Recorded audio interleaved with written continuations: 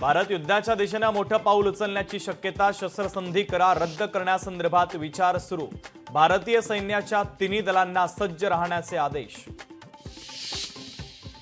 पहलगाम दहशतवादी हल्ल्यानंतर सुरक्षा दलाची मोठी कारवाई। दहशतवादी आसिफचे घर स्फोटाने उडवले, तर आदिलच्या घरावर चालवला बुलडोझर।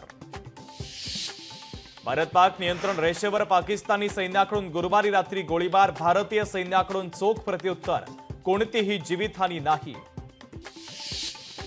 महाराष्ट्रामध्ये 18,000 पाकिस्तानी नागरिकांचं वास्तव्य। मुंबईत सर्वाधिक 6 ते 7 हजार, नागपूरमध्ये 2,400, जळगावमध्ये 405 तर पुण्यामध्ये 111 पाकिस्तानी असल्याची सूत्रांची माहिती। 232 प्रवाशांना घेऊन आज आणखी एक विमान मुंबईत पोहोचणार। आतापर्यंत 500 पर्यटक राज्यात दाखल।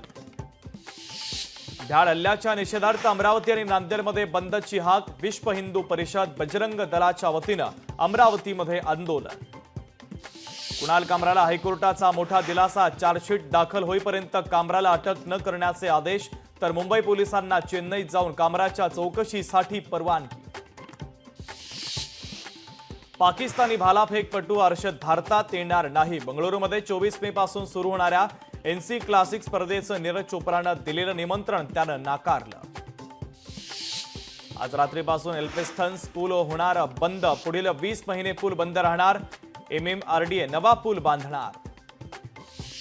मुंबईकरांना उकाड्यापासून दिलासा मिळणार। विदर्भातील अनेक भागात उष्णतेच्या लाटेचा अंदाज, तर मराठवाड्यात ढगांच्या गडगडाटासह पावसाचा अंदाज।